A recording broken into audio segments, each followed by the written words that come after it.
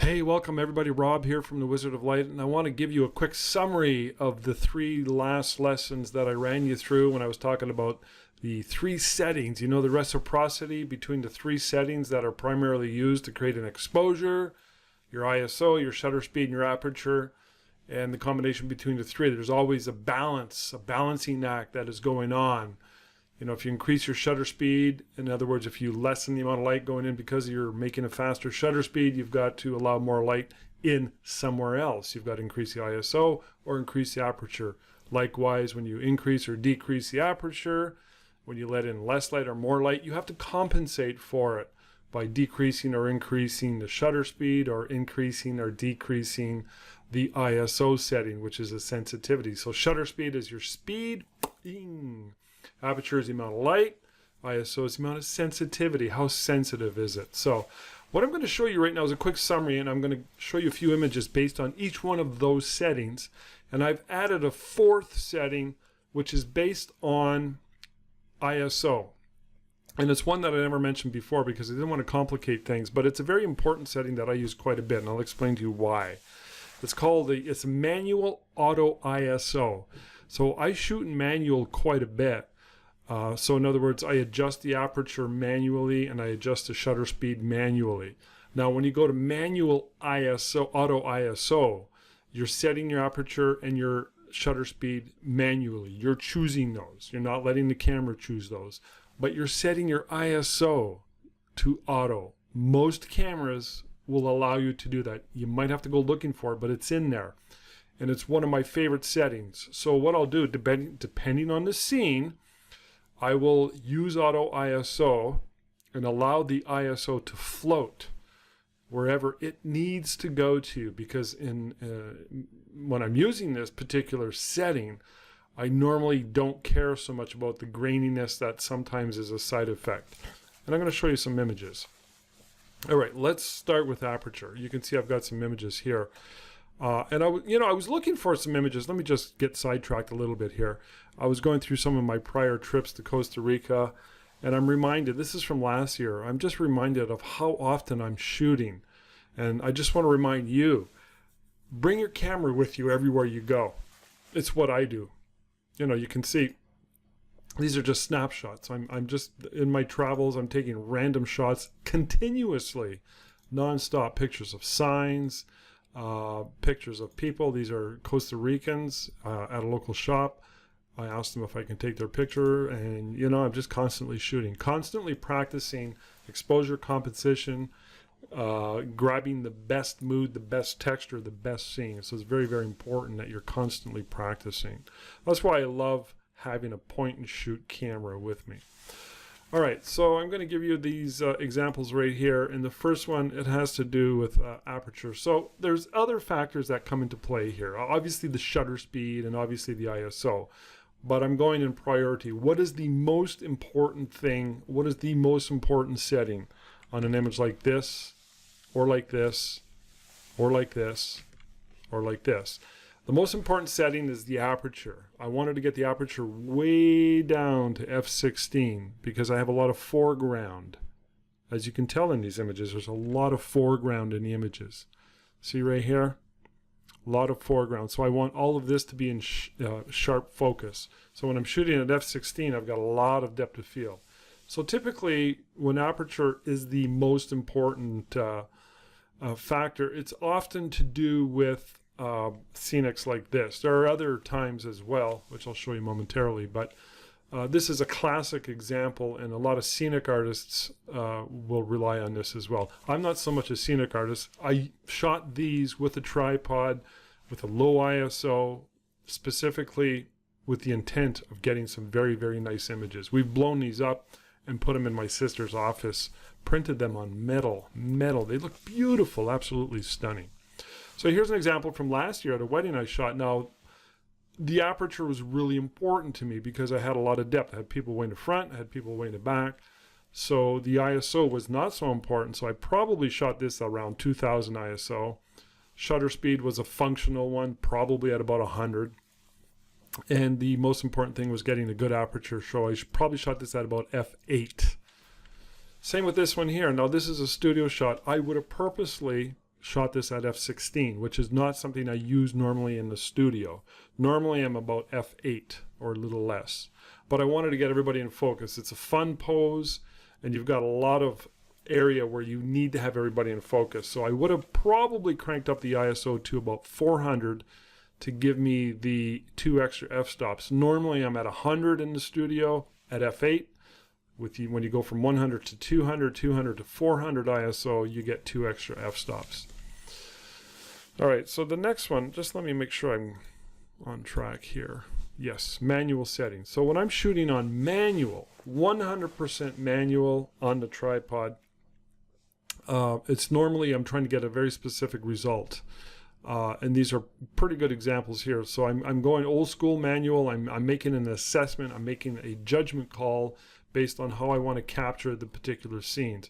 And I use manual all the time when I'm in the studio. 100% of the time, manual. I never use auto ISO or anything of that nature in the studio. Typically, like I mentioned, f8, 100 ISO. I want to get nice tight grain. I want to get good results. It's a very functional. You got lots of light that I'm working with, and I have a lot of control in the studio. So that's about 100% of the time when I'm going manual, as well as shooting portraits outside on location, but like a studio. So I still want to shoot at 100 ISO. I use a tripod for a shot like this, but I'm 100% manual. Now, auto ISO. I use this a lot for scenics and scene setters and candid shots on weddings. Now here's a few good examples. So I'm going around on a wedding, indoors, outdoors, indoors. I'm capturing the moment. So I'll set my camera at a shutter speed that is functional. For this one, I might be at around a 60th. I don't need to go too fast. I don't need to go too slow. I might be shooting at a very, very wide, well, typically I am shooting at a very, very wide aperture when I'm trying to get candid shots at a wedding. And I'm letting the ISO just go to whatever it wants. And it might be going at about 800, 1200 on a shot like this. Same here. Same here. These are all candid shots. You can tell there's a little bit of noise, a little bit of grain in the image, but it's 100% okay. Because all these shots were going to be small anyways in the album. Even when I'm shooting weddings on location, when I'm shooting formals, I still will often go to auto ISO because I have to save time. So time is a very important factor.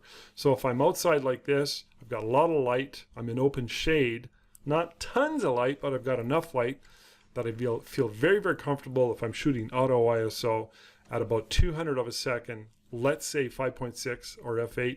I know the ISO is going to be in a very, very functional range, but I usually, in a situation like this, I shoot auto ISO because it saves me time. I don't have to go and measure with my light meter. I don't have to stop and think about it.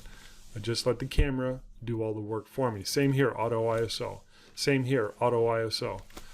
When I'm in the hall, capturing a scene like this, typical shot that I like to do if I get to the hall, I shoot this pretty much almost wide open as the slowest shutter speed I can use handheld, because this is just a grab shot with holding my camera with my hand.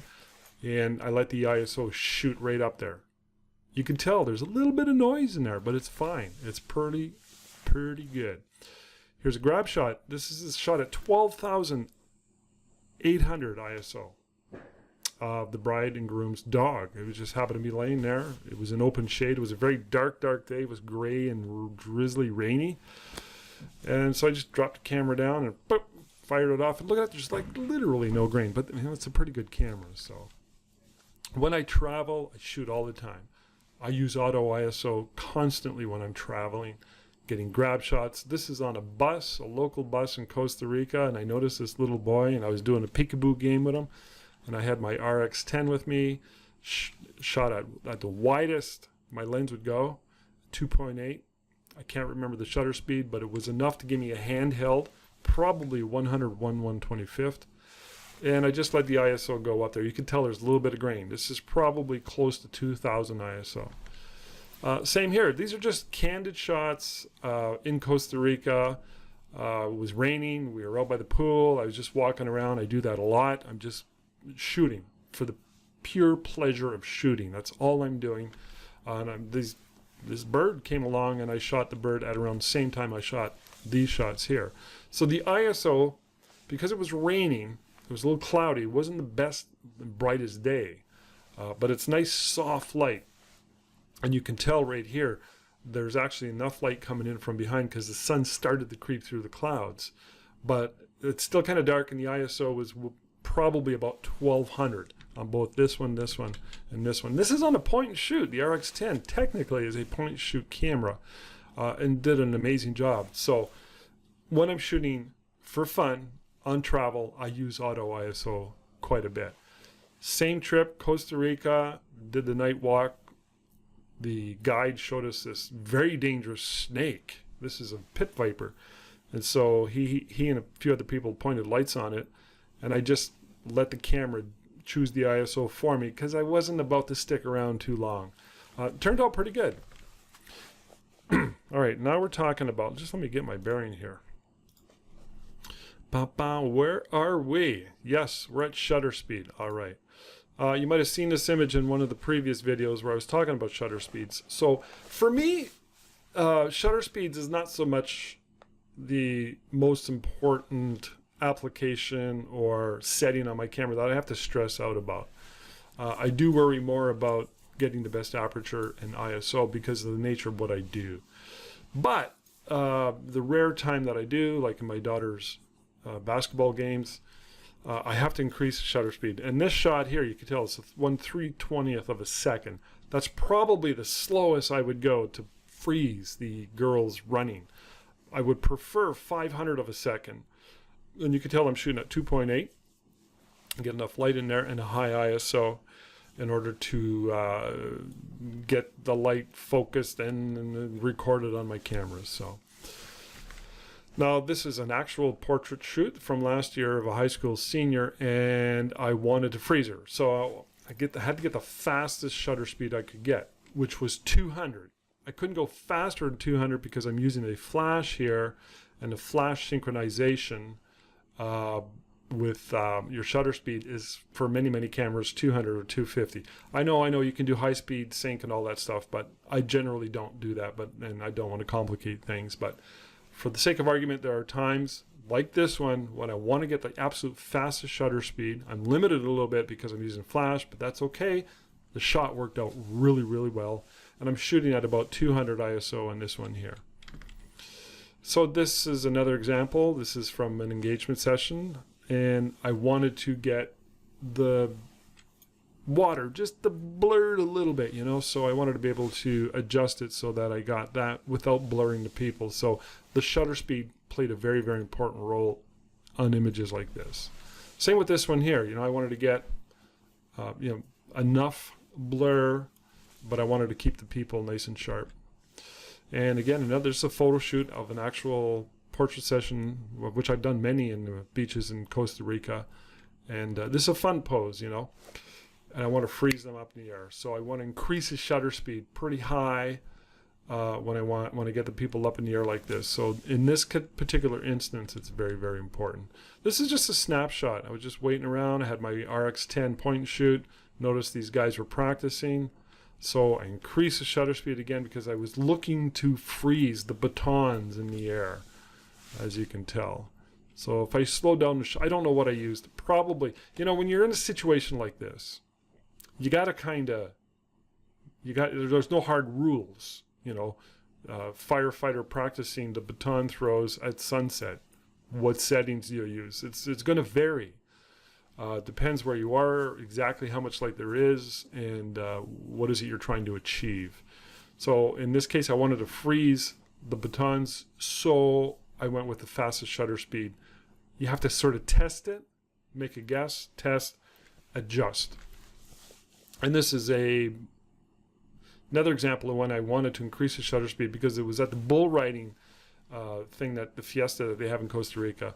You can tell it's very grainy, very grainy, because the light was very limited, and I wanted to freeze the bull. So if I went too slow, I would have been totally blurred.